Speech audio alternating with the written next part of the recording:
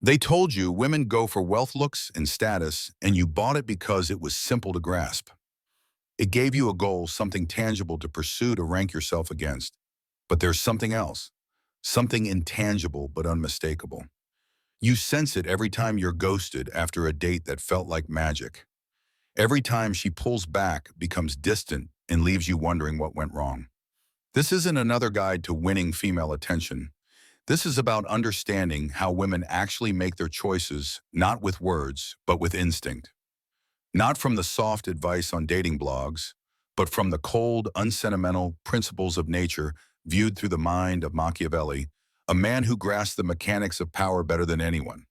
This isn't about judgment, it's about strategy. Because women don't go for the best guy on paper. They're drawn to the one who stirs something visceral, something they can't explain but can't ignore. Not with their head, but with their biology, their emotions, their subconscious. So if you've ever been left behind after being your best, it's not a flaw in you. It's that you were playing the wrong rules. Over the next 20 minutes, I'll walk you through 5 silent principles that she'll never voice, but that will shape her decisions. If you're open, this won't just change how she experiences you, it will transform how you perceive yourself. But be warned, once you grasp this truth, there's no unlearning it. So take a breath. What you're about to hear may unsettle you, but it's raw and it's real. You were raised to think women choose logically. Job check. Good nature, check. Appealing looks, check. And when you had it all together, when you gave her your best, she still left. Still went quiet, still needed space. And you stared into the void like it held the explanation. Here's the part no one dared to tell you: her choice isn't rooted in logic. It's based on what she feels. On the tone in your voice, the confidence in your gaze, the gravity of your presence or the absence of it. That's why the nice guy so often ends up confused. He follows the rule book. He believes he's checking every box. But he's missing the only signal that matters, the one thing she can't pretend. And he can't articulate the sensation she feels in his energy. Not what he says, not what he does, but what he emits. Understand, this attraction isn't a deal you negotiate. It's a spark you ignite. While you're trying to offer security, she's tuning into something deeper. Not your promises, but your pull. While you're sharing your aspirations, she's quietly evaluating whether she can trust your lead or if she'll have to guide you instead. And here's the uncomfortable truth. Most of the time, she's already made her choice before you've even spoken. Not because of your height, not because of your outfit, but because something inside her whispers, "This man could hold me or he would crumble beneath me." That instinct doesn't care about your resume, it's reading your presence. That's why she'll tease the man she never commits to. Share laughs with the guy she'll never call her own. Spend nights with someone she'll never stay beside. Because attraction and selection aren't the same thing. Attention isn't loyalty. Too many men confuse being liked with being wanted for the long run. But the man she keeps isn't the one who makes her laugh the most. He's the one who triggers something unexplainable, but undeniable. And that rarely has anything to do with being nice. So if you've been trying harder, softening your edge, being extra accommodating, and she still drifts away, it's not because you weren't thoughtful enough. It's because her instincts weren't sparked in the way they needed to be. But once you understand what that primal part of her is attuned to, once you learn to transmit energy instead of just recite lines, everything shifts. You stop playing a guessing game. You stop running after her attention. You stop acting, and you start radiating authority. Let's dive deeper. Let's discuss the first unspoken rule, not the one she tweets about, not the one she mentions in interviews, but the one her body, her nervous system, her subconscious is wired to respond to. You think attraction means progress. A flirtatious smile, a green light, a date on the calendar. Forward momentum. You see her react. You feel a connection. So you assume she's choosing you. But the truth is she's not. Because attraction isn't selection. And attention doesn't mean investment. Women decide in silence, through watching, sensing, interpreting the micro moments. While you're planning date number 2, she's reflecting on how you handled her last subtle test. While you're sending a sweet message, she's recalling the uncertainty in your voice when she mentioned another man. While you're falling, she's measuring. And here's the hardest pill to swallow. By the time she says she's just not feeling it, that decision was made long ago, weeks, maybe months before. That's why you were blindsided. That's why she lost interest even when you showed up with your whole heart.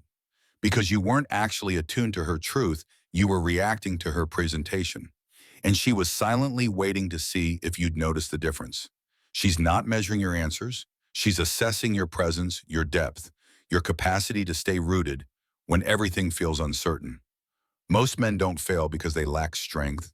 They fail because they don't realize they're being evaluated at all. They assume connection comes from trying harder. But women don't align with effort, they align with essence. If your presence shifts every time her emotions do, she knows deep down you're not the one. Because if you're that easily swayed, how could you possibly lead through the storms life will bring? She's not being cruel. She's discerning intentional. Nature designed her this way. You won't hear the moment she makes her choice because it doesn't arrive with words. It arrives in observation and sensing, in silent knowing. And the man who needs everything spelled out will always be chasing shadows. But if you're still here, maybe you're different. Maybe you're ready to face what others avoid. So the question shifts from, how do I make her pick me, to who must I become so she doesn't have a choice? And that journey begins here with the first law of true attraction. Not submission, not softness, but steadiness. Because this next phase isn't often discussed yet, every woman recognizes it. It's about the man who doesn't just spark interest, but becomes a foundation. Welcome to Rule 1. She doesn't want control. She wants the safety to let go. You believe she seeks emotional comfort, so you lean in, talk more. Show your sensitive side, hoping that'll earn her trust. But here's the difficult truth. She doesn't want to lead you. She wants to rest in your strength. And there's a vast difference. She doesn't want a man who dances around her emotions. She wants someone who doesn't drown in them. In a world full of volatility, the feminine energy searches for solidity. She's not looking for validation. She's reading your core. Can you remain grounded when she spins out? Can you stay composed when she explodes? And if you can't, she won't debate it. She'll just sense it and step away. You think your emotional openness is comforting, but to her it can feel unstable. You think your softness is kindness, but to her it may seem like collapse. Because the moment she senses she must guide you emotionally, she instinctively withdraws trust. And if she can't trust you, she won't give herself to you. Machiavelli once said, "Fortune favors the bold, not the reckless, but the grounded, the man who remains composed under scrutiny. The one who leads not with noise, but with still presence." That kind of presence doesn't ask. It doesn't seek approval. It doesn't chase applause. It simply exists. A man who holds stillness isn't dull. He's magnetic. He doesn't react. He chooses his response. He doesn't fight for his place. His silence makes room. And when she sends her emotional storm your way, not to destroy you, but to touch your edge, you don't panic. You don't justify. You don't retreat. You breathe. You hold ground. You become the steady shore to her crashing tide. The feminine isn't drawn to emotional sensitivity. She's drawn to sovereignty.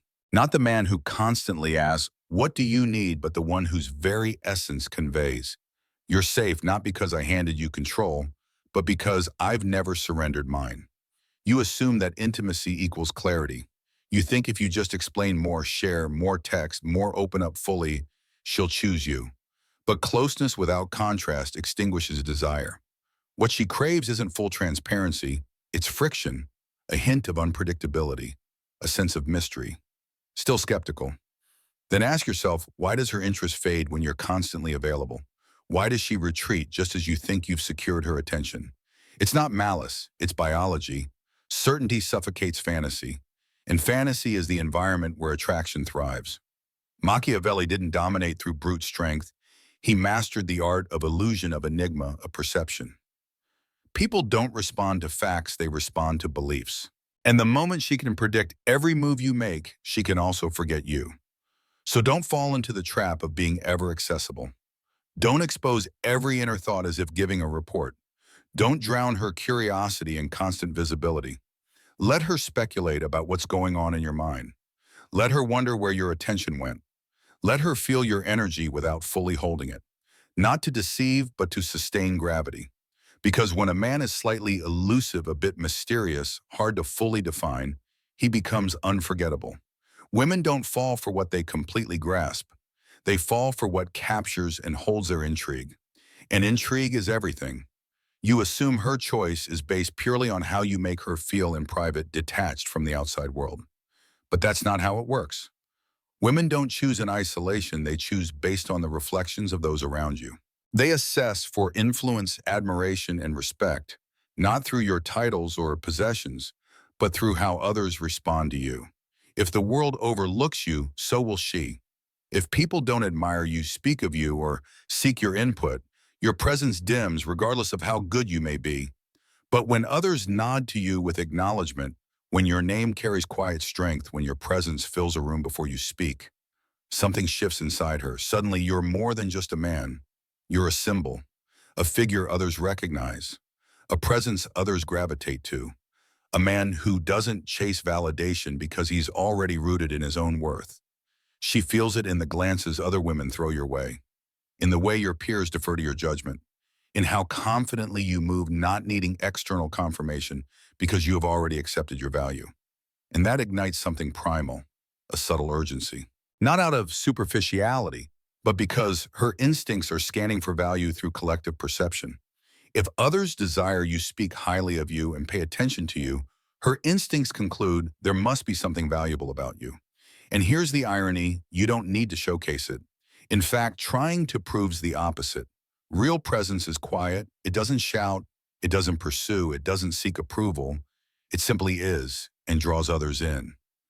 That's why you continue developing your mission, your intellect, your physicality, not to impress her, not to impress anyone, but because it's your identity. And she senses it even when you're silent, even when you're still.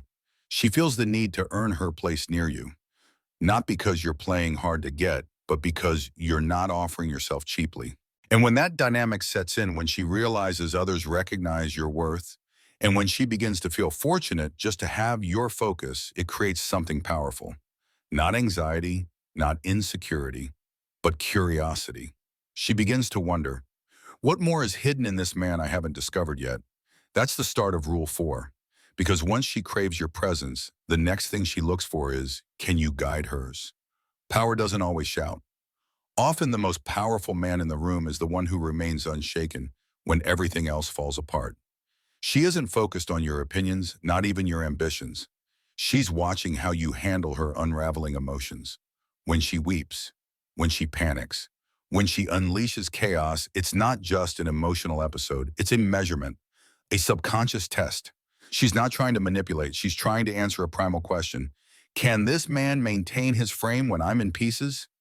Most men fail this test. They become reactive.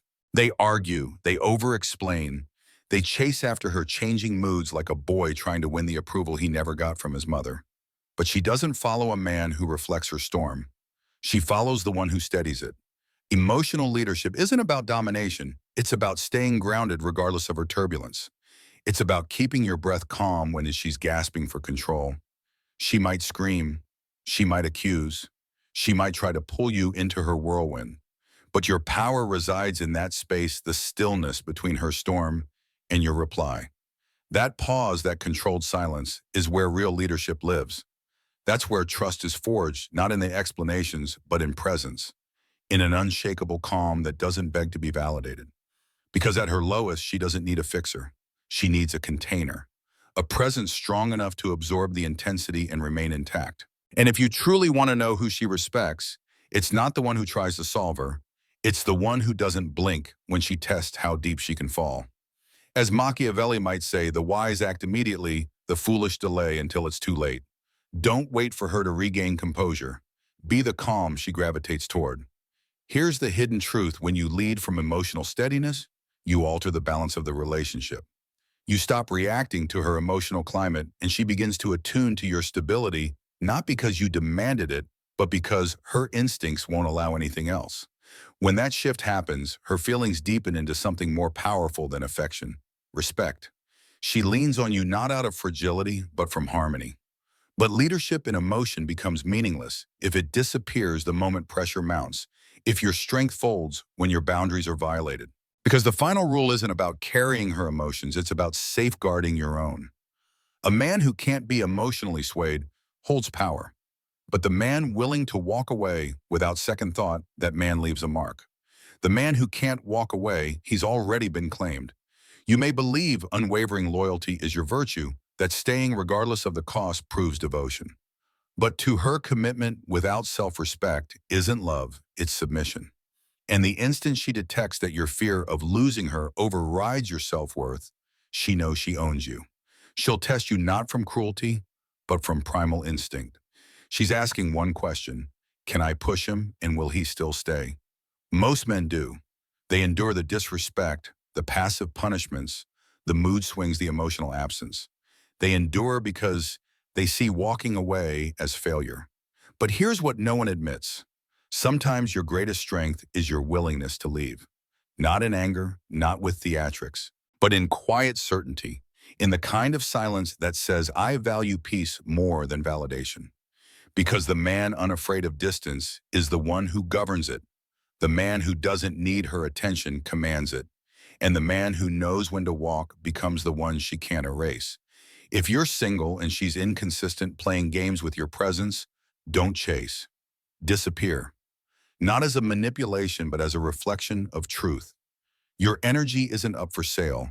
Your time isn't a favor. If you're in a relationship and she violates a boundary you clearly set, don't argue. Don't plead. Withdraw. Fully, calmly, without apology. And this time don't return, not to hurt her, but to honor yourself. Because when you remain in spaces where respect is negotiable, you become negotiable too. Machiavelli might phrase it like this: the ruler most desperate to keep the crown is the one who never truly holds power. Let her feel the void your presence once filled. Let her question why her usual tactics fall flat. Let her discover, maybe for the first time, that you're not afraid of walking away. That's the man she'll remember. Not the one who stayed, the one who could have but chose not to. And here's the question most men never even consider. Why do these principles actually work? Why does composure cut through emotional storms? Why does enigma attract more than praise? Why does silence unsettle more than shouting? The explanation lies far deeper than psychology. It's embedded in her biology, in her autonomic system, in the wiring of her emotional instincts. So if you want to truly understand how women decide not through reason, but through reflex, you need to grasp what she's reacting to even before she consciously notices it. She doesn't make choices with logic. She responds with her body, her instincts, her nervous system, reading signals even she can't articulate. That's the truth few dare to speak because it challenges everything you've believed. Her choice isn't rooted in your intentions, your sincerity, or your generosity. It's triggered by something more ancient: how her instincts feel in your presence. It's not about how you act toward her, it's about how your essence communicates with her instincts. You might think your honesty will earn her heart, but what if her body senses uncertainty in you? You assume your patience will secure her loyalty. But what if in your stillness, her nervous system doesn't find strength, only hesitation? There's a part of her mind built for survival, and that part isn't evaluating your words. It's absorbing your tone, your breathing, the unspoken weight in your stare. It's assessing, can he weather emotional chaos? Can he provide stability when I unravel? Will he stand firm when I lose control? And if that part says no, she won't explain. She'll just retreat silently, instinctively, because her body spoke before her mouth ever needed to. That's why the man who sends sweet messages daily still gets ignored. That's why the always available guy fades into the background. And that's why she gravitates toward the man who doesn't seek to impress, but radiates a presence her instincts refuse to overlook, even in complete silence. Biology doesn't care how deeply you feel. Emotion doesn't reward effort, it reacts to impact. And the man who stirs her beneath the surface in body and subconscious is the one she remembers. Not because he pursued her, but because his presence triggered something words could never replicate. This leads to what Machiavelli understood long before texts and dating culture existed. Influence isn't seized, it's sensed. A man doesn't capture a woman's heart by trying to manipulate her emotions, but by gently guiding them with presence. The real test is not who you are when she's peaceful, but who you remain when her emotions erupt. Now you're beginning to recognize it, the invisible signals, the patterns, the unspoken trials. And you realize it was never truly about rejection. You weren't turned away for being unworthy. You were dismissed because you didn't yet understand what she was silently measuring. And now you're done pretending. You've stepped away from the performance. You are no longer wondering, what does she need? Instead, you ask, who am I when no one's looking? That shift, that's your real strength. Because when you stop craving approval, you evolve. You become the man who selects, not the one who pleads, the one who guides, not entertains, the one who perceives, not appeases. You're no longer following her rhythm. You've started setting the tone. And just like that, the haze lifts. You realize most men don't fail at love. They're just dependent on seeing themselves through her validation. And when that validation vanishes, so does their sense of self. But not you, not anymore. Because clarity eliminates desperation. Presence replaces pretense. You're not seeking validation, you're walking in truth. Whether she stays or walks away, your inner calm remains untouched. And now that you've reclaimed your vision, your values, your foundation, it's time for the final transformation. Because knowing the rules of the game is one thing, living unshaken by them, that's mastery. So let's go further. Let's talk about the last principle, the one that separates the man who waits from the one who decides. If you've made it here, you have already done what most refuse to. You've looked beyond charm, beyond words, beyond comfort. You've faced the raw reality that attraction isn't about tactics or appearances. It's about your presence. And presence never lies, not to her and not to you. Now you understand what most never will. She didn't choose you for perfection. She chose you because you were stable, certain. And if she didn't choose you, it wasn't failure, it was direction. A cue to stop pursuing her and start becoming your fullest self. So stop wondering, what do women want? Start asking, who am I when I stop acting? Because when you become the man who doesn't chase the crown, the world offers it willingly. Not because you demanded it, but because you transcended the need. And from that place of grounded power, of inner authority, something unexpected happens. You stop waiting to be picked. You begin to pick. You started this seeking answers about women. But maybe, just maybe, what you found was a mirror, not of who you were shaped to be, but of the man you were always meant to reveal. So here's the truth that rarely gets spoken. You don't attract what you chase, you attract what you become. And when you walk with steady silence and fierce conviction, when your peace is non-negotiable, when your presence says more than your words ever could, she notices. Maybe she stays, maybe she walks away. But that's no longer your concern, because the man you've become doesn't beg, doesn't fold, doesn't shatter. He builds, he breathes, he commands. And if any of this stirred something deep in you, don't hide it. Leave a message, a sentence, a thought, a truth. Let your future self look back and recognize the moment you stopped pretending. Then pass this on to one man still wandering in confusion. Not because he's fragile, but because he hasn't yet seen himself clearly. And subscribe only if you are prepared. Not for entertainment, but for transformation. Welcome to the rare. Welcome to the quiet. Welcome to those who choose themselves first.